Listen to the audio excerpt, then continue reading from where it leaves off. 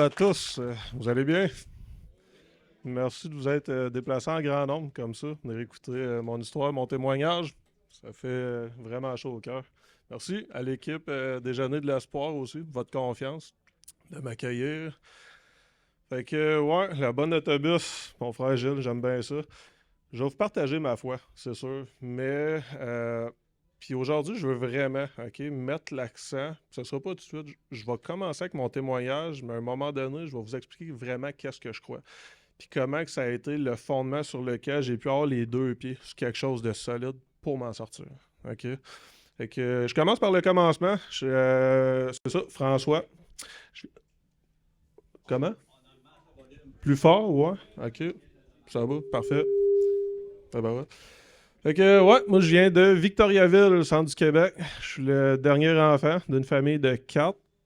Je vous dirais que dès mon plus jeune âge, j'ai grandi dans un contexte familial assez difficile. J'ai mon père, je l'ai perdu de vue en bas âge. Il est arrivé une tragédie, une histoire d'agression sexuelle, tout ça. Les polices en étaient mêlés. Fait que ma mère, elle s'est remariée. Mais je vous dirais que déjà tout jeune, j'avais un sentiment de colère en dedans de moi, un sentiment d'abandon, trahison.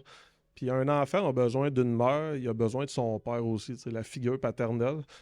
Puis sans m'en rendre compte, tu sais, en grandissant, très vite, je suis devenu un petit rebelle, là. J'écoutais rien, puis j'avais de la difficulté avec toute figure d'autorité. Je pense qu'elle avait un lien direct avec l'absence de mon père, mais beaucoup de colère. J'ai grandi, tous mes frères et sœurs, ça a tout parti en famille d'accueil. C'était très difficile à la maison. Ok.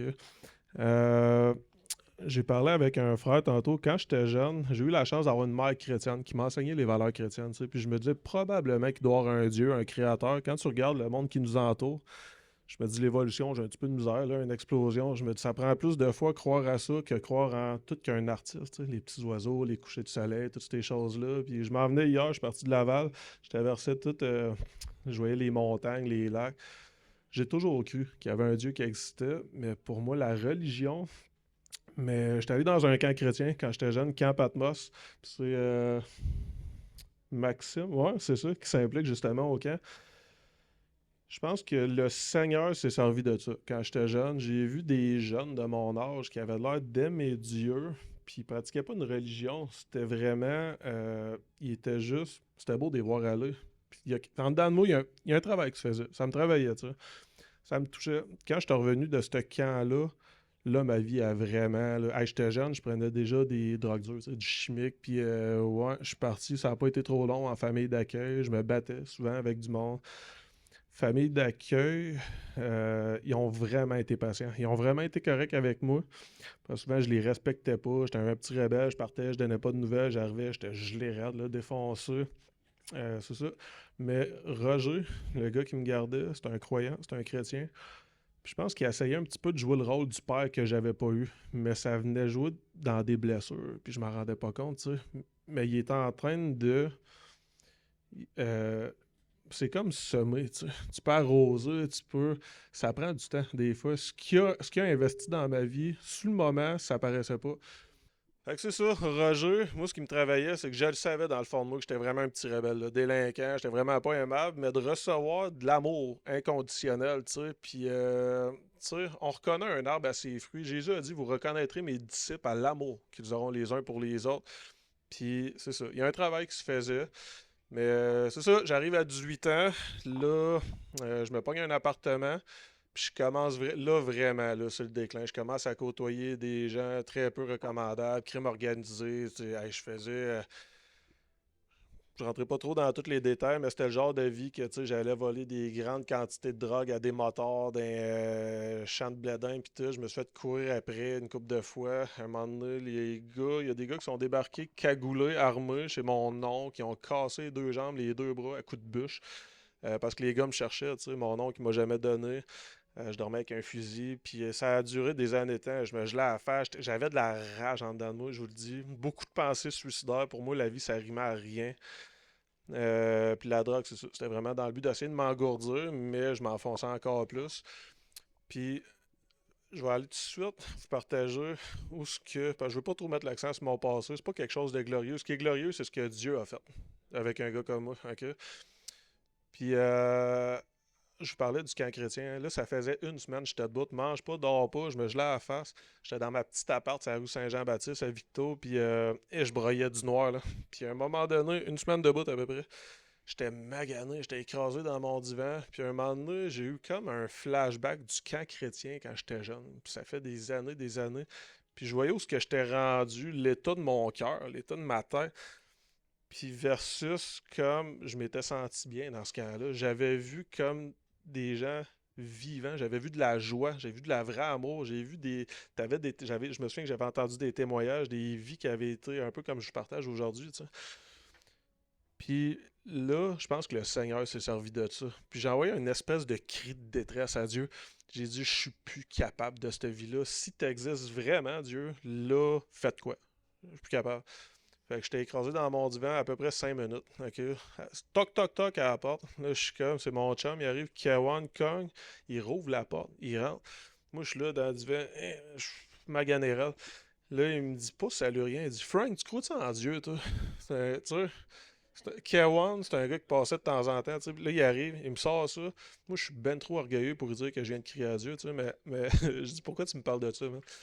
Puis j'avais beaucoup de blocages, OK, par rapport à la religion. Je croyais qu'il y avait un Dieu qui existait, un créateur, mais là, il a vraiment tapé dans le mille. Les choses qu'il est venu dire, là, j'aime ce que Jésus disait quand il s'adressait aux chefs religieux de l'époque. Tu sais, les pharisiens, les sadducéens, les scribes disaient c'est pas les bien portants qui ont besoin d'un médecin, c'est les malades. Je suis pas venu appeler des justes à changer d'attitude, mais des pécheurs. Car le Fils de l'homme est venu chercher sauver qu'est-ce qui était perdu. OK?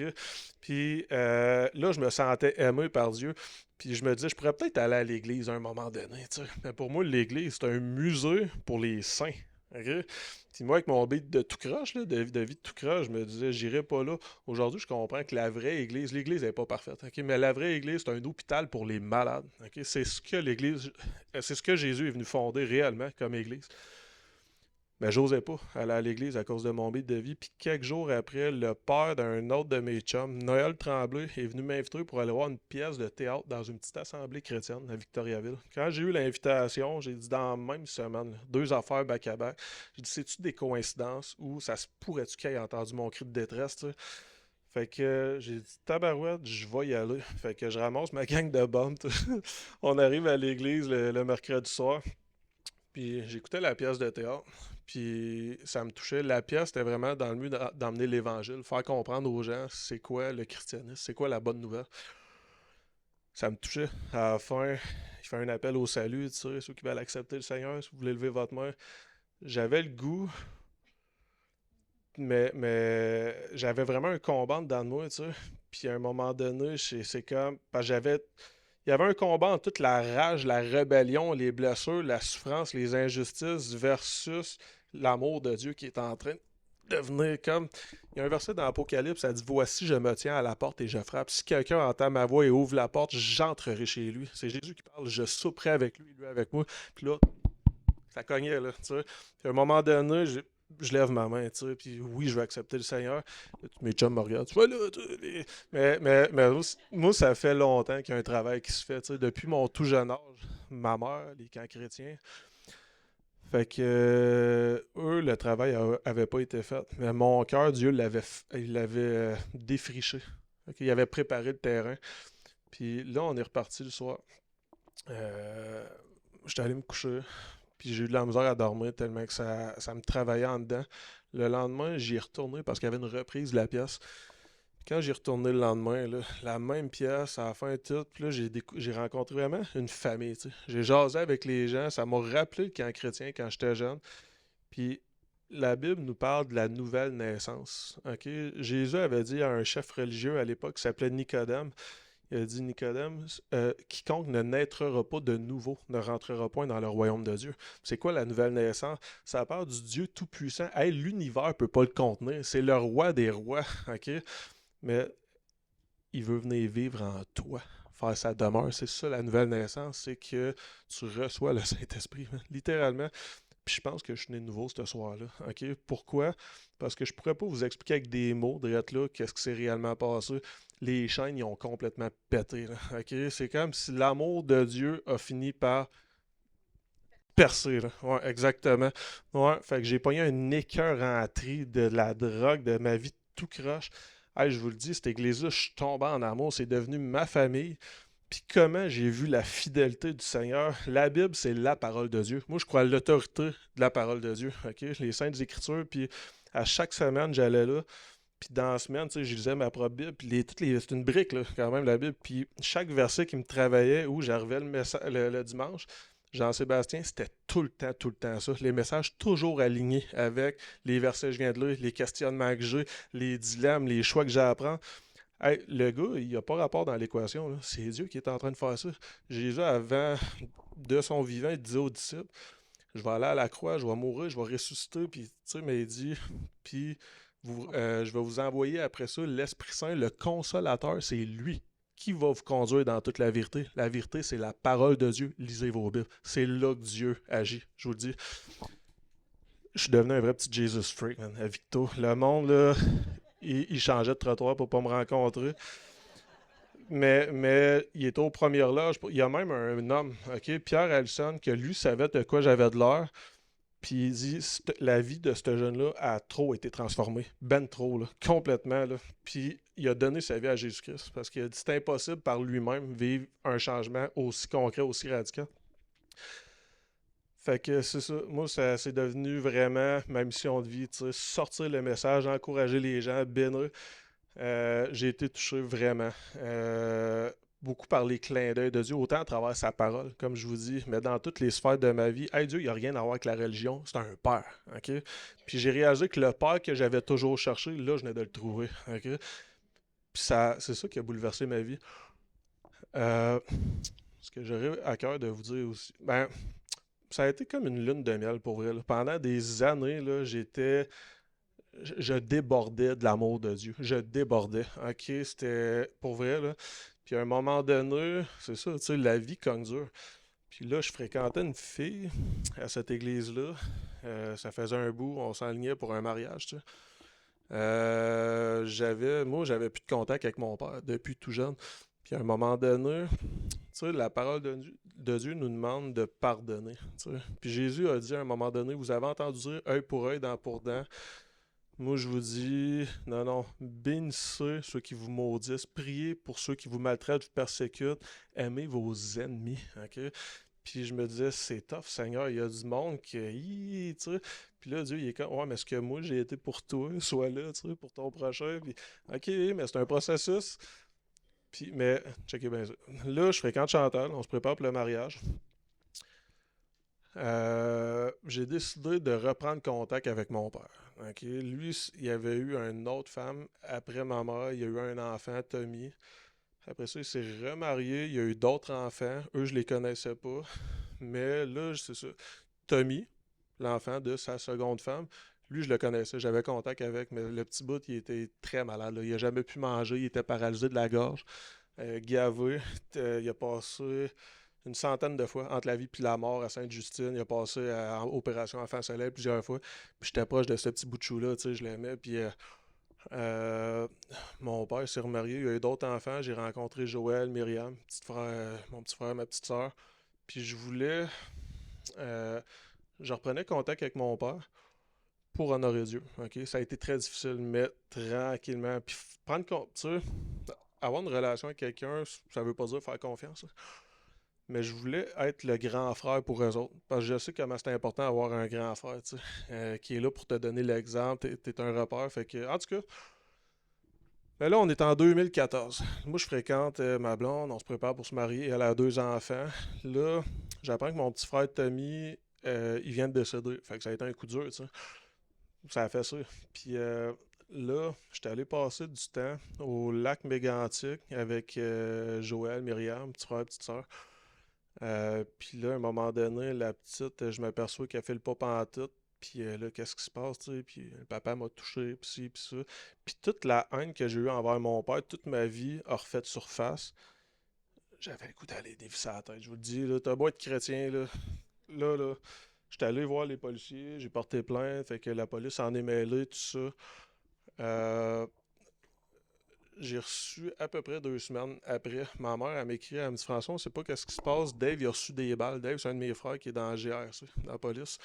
Puis là, il est écrit le matin, j'ai pas dormi de la nuit, un matin, LCN, il est écrit en direct à la TV, 3 policiers abattus, 2 blessés. Là, j'espérais qu'il était un des blessés, tu sais. Puis un peu plus tard, j'ai reçu un autre texto de ma mère, elle dit Dave, il est mort, tu sais. Il s'est fait tirer direct dans la tête. Il y avait. Sa femme était sur le bord d'accoucher, il y avait déjà un petit bout de chou. Là, la fille que je fréquentais, elle m'a laissé, elle m'a dompé, elle s'est pognée mon meilleur chum dans l'église, tu sais. Mais moi, cette église-là, c'est toute ma vie, là. Vous comprenez? C'est là que je suis né. J'ai eu un nouveau départ, une nouvelle naissance. Puis comment j'ai vu la fidélité de Dieu, il m'a élevé comme un père dans cette église-là. Puis là, tu sais, je continuais à y aller, mais ça cognait trop dur, là.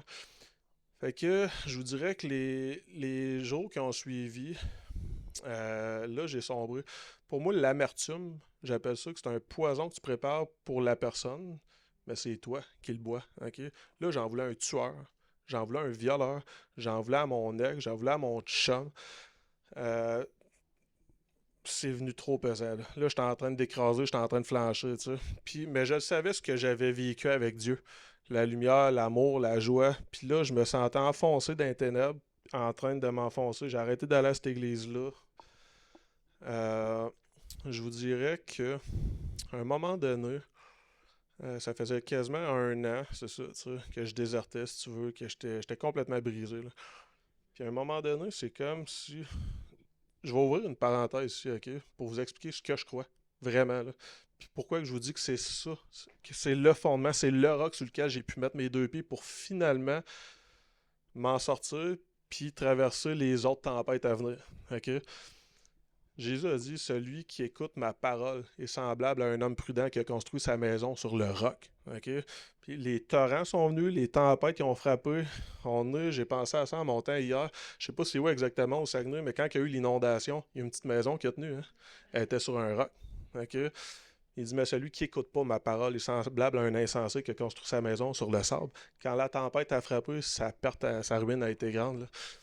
Puis, je vais vous dire, c'est quoi spécifiquement le cœur de l'Évangile, où est-ce qu'on peut aller mettre les 2 pieds sur quelque chose de solide. J'aime ça, un moment donné, il y a un homme qui est venu voir C.S. Lewis, qui est tout qu'un homme de Dieu, puis il a dit, Monsieur Lewis, en un mot, pourriez-vous... il a dit, pouvez-vous me dire c'est quoi la différence entre le christianisme versus toutes les autres religions? C'est quoi la différence entre cette bus-là, comme je le disais, versus les autres autobus? Mais C.S. Lewis, sans même hésiter une seule seconde, il a dit la grâce. La grâce. Toutes les religions vont dire essaye de mener une bonne vie pour mériter ton ciel. OK?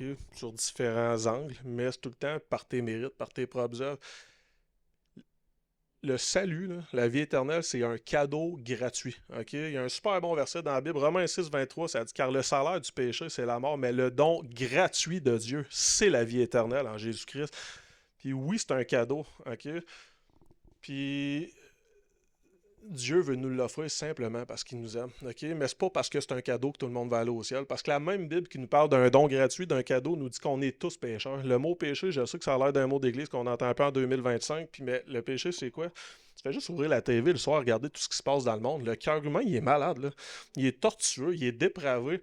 Puis il y en a peut-être qui font des trucs pires qu'à d'autres, mais on est tous dans le même bateau. On a tous menti, on a tous volé, on a tous transgressé ses commandements. Puis ce qui arrive, c'est que le péché met une séparation entre nous et notre Créateur. Parce que Dieu est saint. Il est parfaitement saint. Puis il ne permettra jamais même un seul péché dans sa présence. La religion va dire essaye de graver la montagne si t'es assez bon, là, croise-toi les doigts, puis il va t'accepter.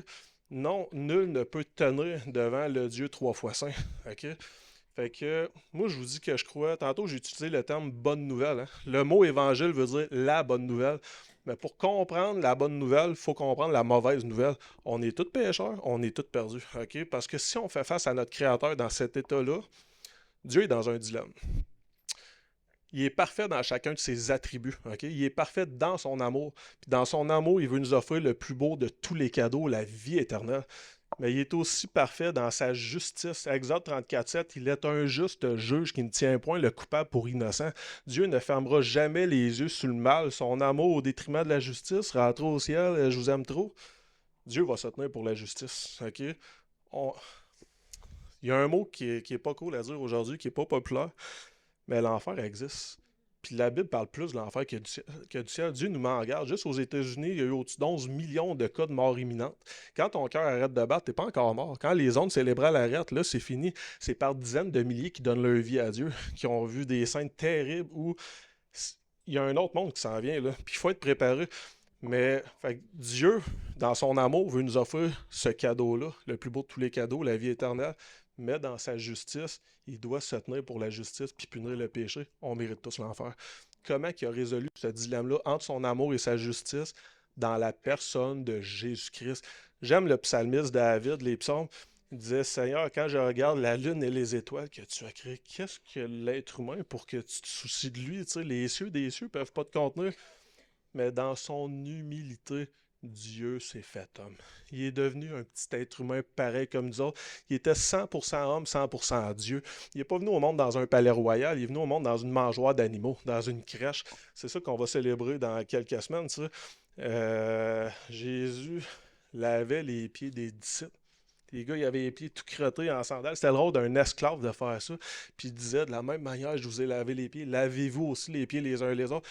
Mais c'était pas littéralement se laver les pieds, mais c'était une image de soyez humble, considère l'autre toujours plus important que toi-même. Tu sais, c'est fou.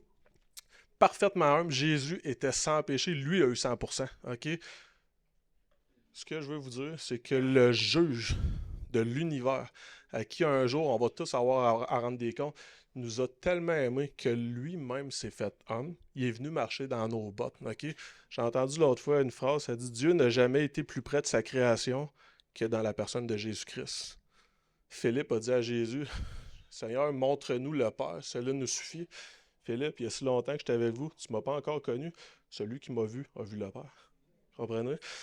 Puis, ce Dieu-là, à qui on va avoir à rendre des comptes, nous a tellement aimés que lui est venu, lui a eu 100%, une vie sans péché. Il a parfaitement accompli tous les commandements.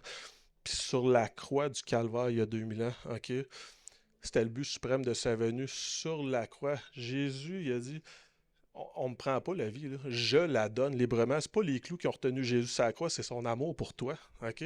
Parce que sur la croix, ce qu'il a fait, c'est qu'il a pris tous mes péchés, tous les péchés de l'humanité sur lui. Le seul qui est sans tâche, a tout pris sur lui, puis il a subi l'enfer à notre place. Il a subi la justice de Dieu à notre place. Il est littéralement mort pour payer notre dette. Puis j'ai entendu de quoi l'autre fois, j'ai trouvé ça bon. Une vieille légende, c'est un chef africain dans un village, à un moment donné, il s'est rendu compte qu'il manquait des poules. Il fallait voler des poules. Il a dit, ouais, si on pogne le voleur, 10 coups de fouette. 3 semaines, un mois passe, continue à se faire voler des poules. Il dit là, ça va faire, je me sers à 20 coups de fouette. Fait que ça continue, les poules disparaissent. Il dit ouais, je monte ça à 40 coups de fouette. Tanné le gars, tu sais. Puis là, il y a un gars du village qui est venu le voir, puis il dit écoute, chef, j'ai une bonne puis une mauvaise nouvelle à t'annoncer. La bonne nouvelle, on l'a trouvé le voleur. La mauvaise, c'est ta mère. Le gars, il pédalait, là. Le monde du village disait s'il fait pas ce qu'il a dit, il est pas juste. Mais les autres disaient il fera pas ça à sa mère. Elle va en mourir, voyons donc. À cet âge-là, il serait sans cœur, tu sais.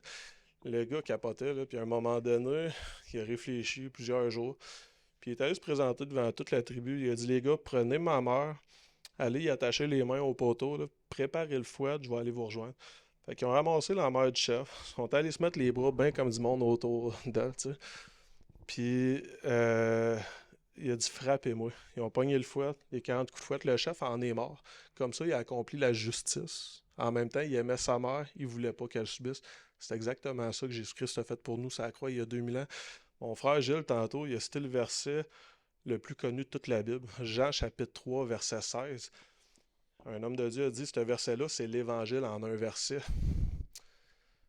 Je veux vous redire le même verset que Gilles, mais je veux vous conter une histoire. Ça, c'est un fait vécu. Aux États-Unis, il y a un homme, son métier, il était levier. C'est que quand un bateau arrivait, il levait le pont. Puis quand le train arrivait, il descendait le pont. Puis un jour, son jeune, il a voulu venir travailler avec, tu sais. Puis là, l'homme, à un moment donné, il a été distribué. Le jeune, il est allé jouer où il y avait les poulies, tout ça. Puis finalement, il est tombé. Puis là, l'homme, le temps de se rendre compte que son jeune venait de tomber, il y a un train qui arrivait. Puis il n'avait pas le temps de descendre, d'aller chercher son enfant, parce que s'il faisait ça, le train restait élevé, puis ça aurait causé une des pires tragédies ferroviaires de l'histoire. Il y avait des centaines de vies là, qui étaient en jeu. Fait qu'il y a eu seulement un laps de temps pour réfléchir. C'est soit que je sauve eux, ou soit que je sauve mon fils. Puis il a pris la décision de peser sur le piton. Le pont a descendu. Son petit gars, il est décédé, tu sais. Mais le train a pu passer. Puis pensez à cette histoire-là, puis relisez le même verset. OK? On l'a tout à la table, là. Car Dieu a tant aimé le monde. OK? Moi, le monde, je mets François. Mettez votre nom. Qu'il a donné son Fils, afin que quiconque, François encore, croit en lui, parce que c'est par la foi, euh, ne périsse point en enfer, là, mais ait la vie éternelle. Jésus s'est fait, il a payé tout qu'un prix, là, démesuré pour chacun d'entre nous, comprenez? Puis, mort pour payer notre dette. 3 jours après, son père l'a relevé de la mort. Le Père, le Fils, le Saint-Esprit, moi je crois à la Sainte Trinité. Jésus-Christ est la deuxième personne de la Sainte Trinité, le Fils du Dieu vivant. OK? Il a vaincu la mort. Puis même Thomas disait, si je mets pas mon doigt dans le trou de sa main, là, OK, puis ma main dans son côté, parce qu'il y a même un soldat romain qui l'a percé pour savoir s'il était vraiment mort, il dit, je ne croirai point, juste le temps que Jésus y apparaisse en personne, qui dit aux disciples, la paix soit avec vous, ils sont tous ébahis, il s'en va voir Thomas, le doigt ici, la main ici. Thomas, il est tombé à genoux, il est parti à pleurer en sanglots, il a dit, mon Seigneur et mon Dieu. Jésus dit, t'as cru parce que t'as vu. Heureux ceux qui me croient sans m'avoir vu. Il y a à peu près 2000 prophéties dans la Bible, OK? Aucune n'a jamais été prise en défaut. Juste les prophéties messianiques qu'on appelle la première venue de Jésus-Christ, au-dessus de 300, le lieu de sa naissance, Bethléem, en Judée, tous les miracles qu'il allait accomplir au doigt et à l'œil. Même comment il allait mourir par crucifixion 800 ans avant le prophète Ésaïe dans l'Ancien Testament, disant on va y percer les mains, les pieds, il va payer, il va être puni à notre place. Puis Dieu, par la bouche d'un prophète, un moment donné, il va dire longtemps d'avance, j'annonce qu'est-ce qui va arriver, afin que lorsque ces choses s'accompliront, vous reconnaissiez que je suis l'Éternel. Fait que la Bible est infaillible. Okay? Tous les ceux qui ont essayé de l'attaquer, la discréditer, pour la plupart, je dirais, à part ceux qui ont vraiment le cœur dur, ont cru et se sont convertis. C'est pas qu'ils ne peuvent pas croire, c'est qu'ils ne veulent pas. Toutes les évidences sont là. Puis près de 2000 prophéties, on vit les dernières. Jésus est venu une première fois pour sauver l'humanité. OK? Il s'est offert pour tout le monde. Puis la seule manière, en passant, de recevoir ce cadeau-là, la vie éternelle, les 66 livres de la Bible, la Genèse à l'Apocalypse, c'est toujours, toujours, toujours que sur la base de notre foi. Dieu veut qu'on mette notre foi en lui. C'est la seule chose qui nous rend, pas une foi juste, une petite foi intellectuelle. On peut pas jouer une game avec Dieu, mais être vrai. Okay? C'est le nombre de cheveux qu'on a sur la tête. Il y a un bon passage qui dit que l'homme regarde à ce qui frappe les yeux, mais l'Éternel regarde au cœur. C'est juste d'être vrai. Moi, j'ai crié au Seigneur, tu sais, en 2008, faites quoi, c'est existe, je suis plus capable. Puis il a complètement transformé ma vie, vous comprenez? Fait que, mais Jésus revient très bientôt. Là, il revient pas sauver, il revient juger. Il vient chercher son épouse, l'Église. La vraie Église, en passant, c'est pas une bâtisse. Ecclésia, dans le grec, pour Église, c'est une communauté de croyants. Tous les véritables croyants nés de nouveau, qui ont réellement reçu Jésus-Christ comme leur sauveur et Seigneur. Puis j'avais oublié de quoi par rapport à la nouvelle naissance tantôt. Je voulais dire que la nouvelle naissance, c'est que Dieu te fait passer des ténèbres à la lumière, de la mort à la vie. J'en reviens à mon témoignage, de ma parenthèse. Mais vous comprenez ce que je crois. Fait que là, j'avais le cœur rempli d'amertume, puis j'étais en train de sombrer. Puis après 1 an d'être enfoncé dans le noir comme ça, l'amertume vient te montrer comment ton cœur il est malade. Tu fais, hey boy. Puis là, un soir, je pensais, puis je disais, toi, Dieu, là, tout ce que tu as fait est parfait. Je regarde l'univers. Ça dit que tu sais que le nombre d'étoiles qu'il y a, tu les appelles chacune d'elles par son nom. Tout ce que tu as créé est majestueux, est admirable. Les océans, les couchers de soleil, les saisons, un petit bébé qui rit aux éclats, l'amour, la joie, tout ce que tu fais est admirable. Moi, je me sentais comme tout ce qu'il y a de plus lamentable. Je voyais la laideur dans mon cœur. Puis je sentais un abîme infini entre moi et le Créateur. J'étais comme sérieux, comment tu veux que je me tienne devant toi, le Dieu parfaitement saint? Puis c'est comme si à ce moment-là, le Seigneur me montrait, tu sais, maintenant que tu vois vraiment l'état de ton cœur, moi aussi je le vois, puis quand je t'ai sauvé, tu sais, que j'ai fait de toi mon enfant, je le savais, là, ce que je m'en venais racheter. Là. Tu penses que je vais reculer avec mon amour? Non, non, non. Enlève tes yeux sur toi, puis mets tes yeux sur la croix. Puis la croix, là, j'ai vu quelqu'un, il y a 2 jours, réaliser ce que Jésus avait fait. J'ai jamais de ma vie vu un adulte pleurer autant que ça. En sanglots, là, inconsolable. Puis ça, je suis venu ému, j'ai fait, aïe, aïe, mais c'est ça. Il y a un verset qui dit que Dieu prouve son amour envers nous lorsque nous étions encore sans force. Autant marqué, Christ est mort pour des pécheurs, tu sais. Puis mais Dieu me dit, ah, regarde à la croix, ah, remets tes yeux sur mon amour, tu sais. C'est là que je t'ai pardonné, c'est là que je t'ai adopté, c'est là que je t'ai justifié, c'est là que je t'ai racheté. T'es mon enfant, mon gars. Il n'y a rien qui va te séparer de mon amour, là. Puis là, tout à coup, j'ai senti que j'avais de la valeur, que j'avais une dignité. On est dans une société où ce que les gens ont perdu de vue leur valeur, leur dignité. Ils se cherchent dans toutes sortes de moyens. Puis les gens sont en train de perdre la map, là. Je vous dis, il faut revenir à on a toute qu'une dignité. On a été créé à l'image de Dieu. Puis on reconnaît la valeur d'une chose par le prix que la personne est prête à payer pour l'obtenir. Dieu le Père a donné le trésor des cieux, son Fils bien-aimé, en qui a mis toute son affection pour des petits pécheurs comme nous autres. On a de la valeur. On a de la valeur. OK? Puis moi, c'est ça que j'avais besoin à ce moment-là. Attends, mes échecs ou mes gaffes ou whatever, Dieu ne me réduit pas à ça. Il m'aime. Puis là, j'ai prié. J'ai dit, Seigneur, je suis prêt à t'obéir au doigt et à l'œil parce que je veux m'en sortir. Puis, qu'est-ce que je dois faire? Première chose qui me mettait à cœur, c'est prie pour tous ceux qui t'ont fait du mal, tu sais, puis qui t'ont fait mal. Puis je vous dis, le soir, j'étais à genoux sur le bord de mon lit, j'essayais de prier, là. À un moment donné, genre, ça sortait pas. À un moment donné, un mot, une phrase. J'avais jamais pleuré de colère. C'était de la colère, man. Puis là, à un moment donné, le Saint-Esprit est venu souffler là-dessus. C'est devenu une prière, cette affaire-là. Je me suis mis à vraiment prier pour chacun d'eux, puis j'ai senti des chaînes qui ressemblent dans moi. J'ai dit, tu peux pas haïr quelqu'un pour qui tu pries. Je commence à comprendre ce que Jésus veut dire quand il dit, ne vous laissez pas vaincre par le mal, combat le mal par le bien. Combat, torseau de la haine, donne de l'amour. Mais la clé pour y arriver, OK, c'est ce que je viens de vous partager. Il faut que moi-même, premièrement, je regarde à Christ. Ça dit de la même manière que Dieu nous a pardonné en Jésus-Christ, pardonnez-vous aussi réciproquement les uns les autres. Mais pardonner un tueur, c'est dur. Puis pardonner un violeur, c'est dur. Puis pardonner mon ex, je trouvais ça dur. Puis d'être obligé de partir de l'église, ça me brisait. Puis j'ai commencé à prier pour eux autres sur une base régulière. Puis le Seigneur, il a commencé à me reconstruire, me guérir. J'ai été. À un moment donné, je chantais que Dieu me disait, je veux que tu retournes à cette église-là. Fait que j'y retourné, ça faisait un an. J'arrive là le dimanche, là. Là, je me parle, puis je vois toute ma famille, tu sais, que je les aimais, ces gens-là, tu sais. Je les vois rentrer dans l'église, je suis comme, ouf, je suis nostalgique. Puis là, je vois mon ex avec Alex, les enfants, ils rentrent, là, je sens qu'on bande dans le mot. C'est une chose prier à distance, mais les avoir d'en face, c'est que j'ai failli pas y aller, finalement, j'y vais. Puis j'arrive, tu sais, ça commençait. Ça a bien à donner, là. Mais tu sais, j'ai eu le temps de croiser quelques regards, puis juste la chaleur me faisait du bien. Mais là, mon ex, tu sais, on s'est vu du regard, il était malaisant, tu sais. T'es allé m'assurer, quand je vous dis que Dieu, c'est à travers sa parole qui nous enseigne, c'est un des meilleurs messages que j'ai entendus de ma vie, là. Ça aurait pas pu être plus timé que ça, là. Puis parfait. C'était au détail près, pointilleux, là, détail par détail. Tu vois comment Dieu n'est pas subtil, c'est juste malade. Puis c'est ce que j'avais premièrement besoin, que Dieu me dise, hey, je suis là, là. J'étais allé à un petit groupe à l'église, là, 2 jours. Moi, j'habite à Laval. Puis là, j'étais allé à une église, c'était à Mascouche. Puis il parlait de ce verset-là, petite parenthèse de rien, quand que Jésus, c'est juste avant, tu sais, il est ressuscité. Il reste à peu près 40 jours avec les disciples. Plus de 400 personnes l'ont vu, puis après, il y a eu son ascension, il est retourné vers le Père.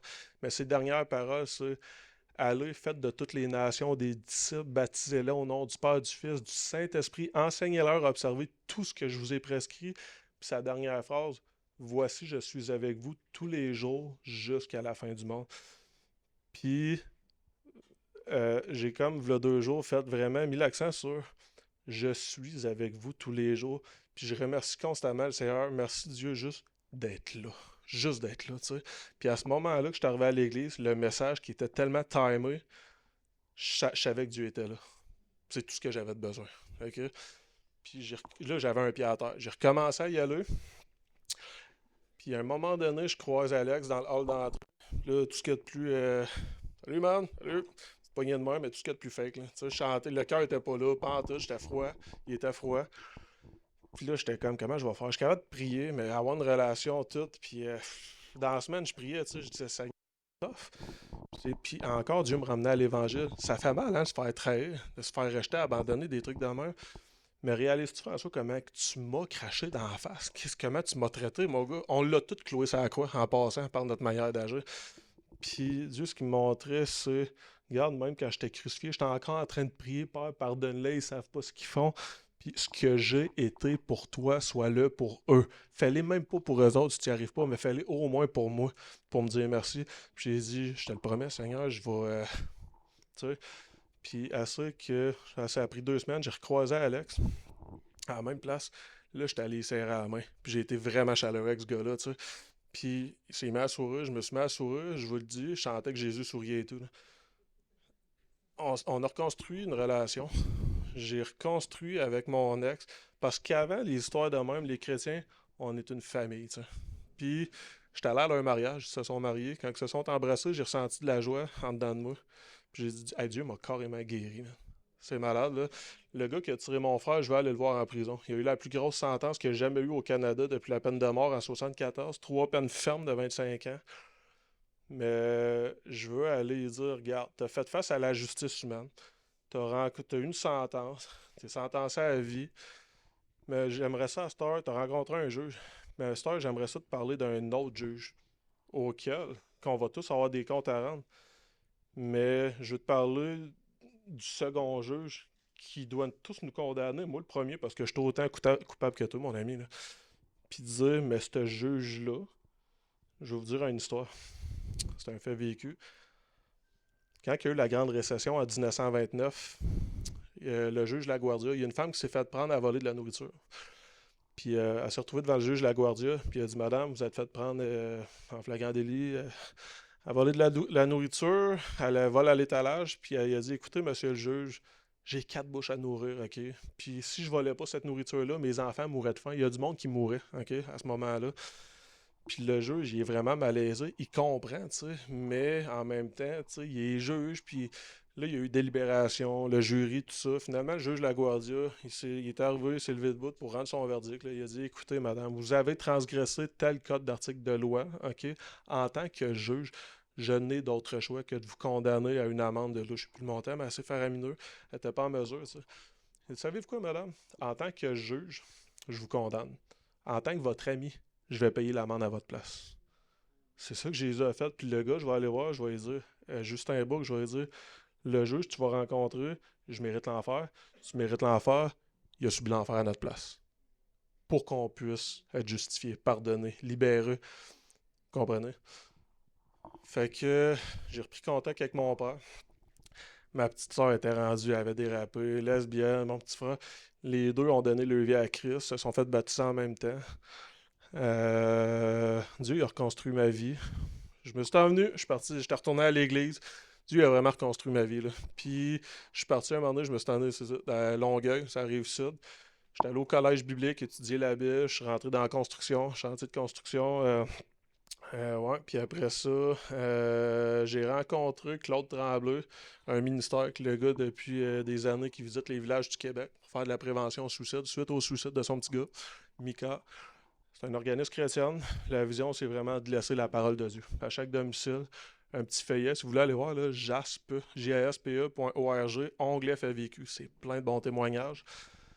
J'ai embarqué, je suis dans ma 6e année. J'ai presque tout fini la rive sud de Montréal, toutes les villes. Il reste une petite partie. Là, il y a quelqu'un qui s'est mobilisé. Là, je suis rendu sur la rive nord. Puis savez-vous quoi? Le Québec, on est une des provinces dans le monde qui a le plus haut taux de suicide. Les gens souffrent, les gens sont brisés. T'as beau t'accrocher à ta grosse maison, tes bébelles, tes chars, la famille, la réputation, la santé. Ça, c'est pas un roc solide, là.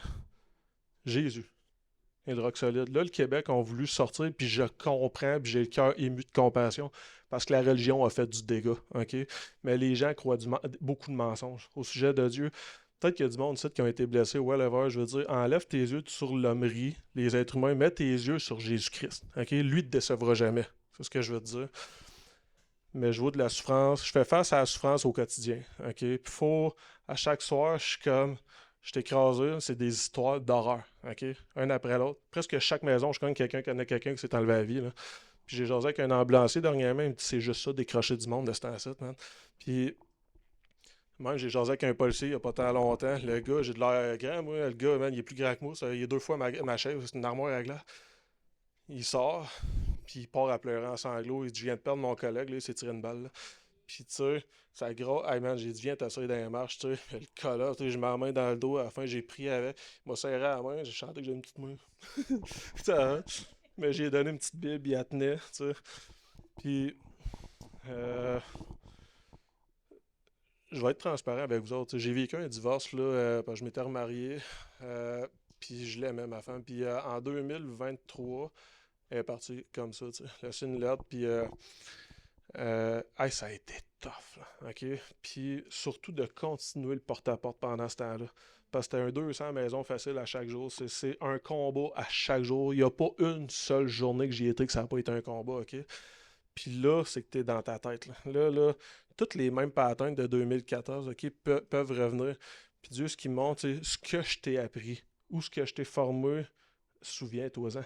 Puis continue de l'appliquer, le pardonner, aimer inconditionnellement, puis pas se laisser abattre. De tout le temps, hey, c'est lui qui me donne une dignité, c'est lui qui me donne une valeur. Puis Dieu ne me réduira pas à mes échecs. Je tombe, j'apprends, je me relève. Faut être une balle rebondissante quand on tombe. Je vous ai dit au début, la personne qui avait dit à C.S. Lewis, qu'est-ce qui sépare le christianisme de toutes les religions? La grâce. Mais la grâce, ça veut dire faveur imméritée. Ce n'est jamais parce qu'on le mérite. OK? C'est parce qu'il nous aime puis qu'il nous l'offre gratuitement. Puis c'est spécial parce que je veux conclure avec ça. Euh, j'ai continué le porte-à-porte, jour après jour, mais c'est moi qui étais brisé. Là, OK? Mais quand je voyais la souffrance des gens, je me disais, moi, le roi des rois me tient dans sa main. OK? Je vais juste vous dire un petit verset, là. Jésus s'adressait aux chefs religieux de l'époque, les pharisiens. Il disait: Vous, vous croyez pas parce que vous n'êtes pas de mes brebis. Mes brebis entendent ma voix, je les connais et elles me suivent. Je leur donne la vie éternelle et elles ne périront jamais. Il dit: Personne ne les ravira de ma main. Tu es dans la main de Jésus. Il dit: Mon Père qui me les a donnés, OK, est plus grand que tous, Dieu le Père. Personne ne peut les ravir de la main de mon Père. Moi et mon Père, nous sommes un. Dieu te tient dans sa main. Fait que moi, je suis là. Je vois la souffrance des gens, mais je suis brisé. Puis c'est moi qui aurais besoin de recevoir de l'amour, de l'écoute. Mais c'est comme si Dieu me montre: Hey, t'es dans ma main. T'as la vie éternelle. Ici, t'es en mission. T'as quelques années de vie que je te prête pour faire avancer mon royaume, pour arracher des âmes au diable. OK? Puis les gens que t'as devant toi, là, sont dans les ténèbres, ils ne me connaissent pas. Fait que ta vie, peu importe tes blessures, tes souffrances, les trahisons, injustices, la Bible dit: déchargez-vous sur lui de tous vos soucis, car lui-même prend soin de vous. Seigneur, je te le donne. Puis là, je reste focus. Puis c'est spécial parce que quand je m'investis dans la vie des gens comme ça, même si c'est moi qui étais brisé, ben la joie, l'amour, la liberté que je ressens, hey, j'aurais toutes les raisons de m'apitoyer. Puis j'expérimente, c'est ma dernière phrase. Jésus a dit: Je ne vous donne pas comme le monde donne. C'est facile d'être en paix, les finances vont bien, la santé, tout. Il dit: Je ne vous donne pas comme le monde donne, je vous donne ma paix. Que votre cœur ne se trouble point. Puis quand que tu ne gardes pas ce trésor-là pour toi, puis que tu le partages aux autres, tu expérimentes sa paix, sa joie, son amour qui n'a rien à voir avec les circonstances de cette vie. Fait que,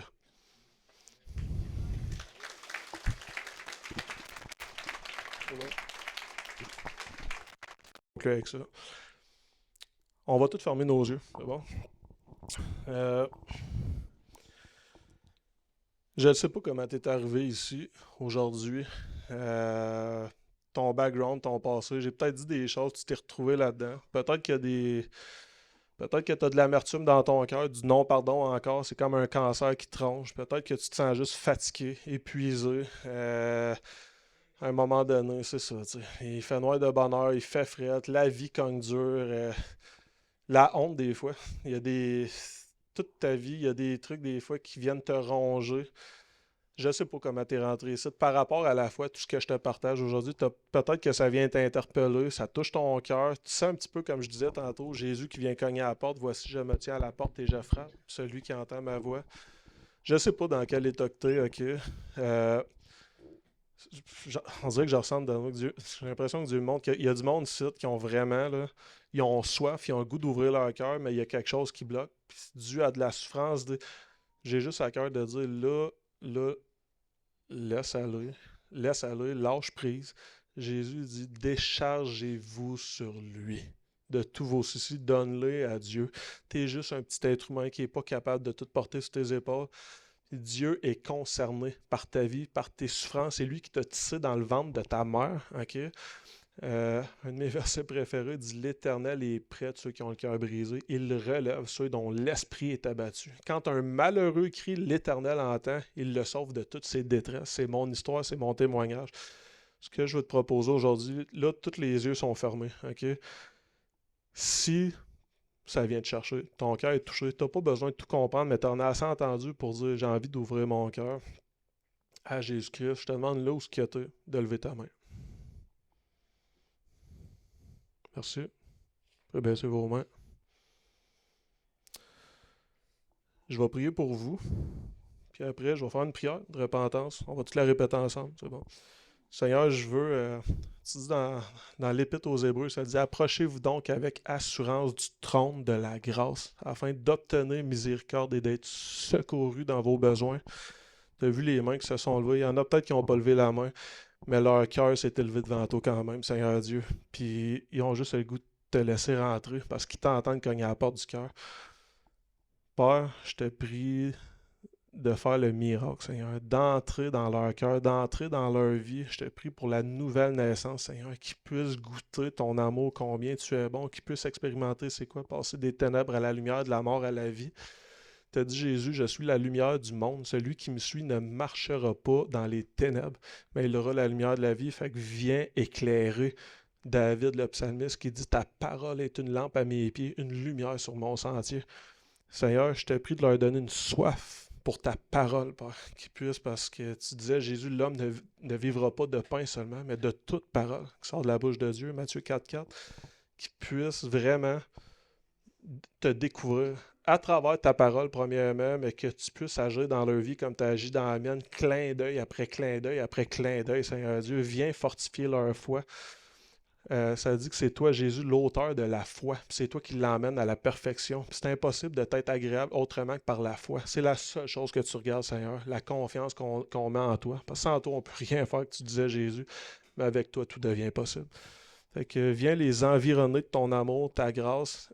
Je te prie de déployer une myriade d'anges sur chacune de leurs vies, une protection, Seigneur Dieu, contre les plans de l'ennemi. Le diable est réel, Seigneur Dieu, puis il va essayer de venir voler les semences. Protège chaque semence, puis que ces semences-là puissent un jour, par ta grâce, pour ta gloire, devenir des arbres qui portent du fruit, Seigneur Dieu.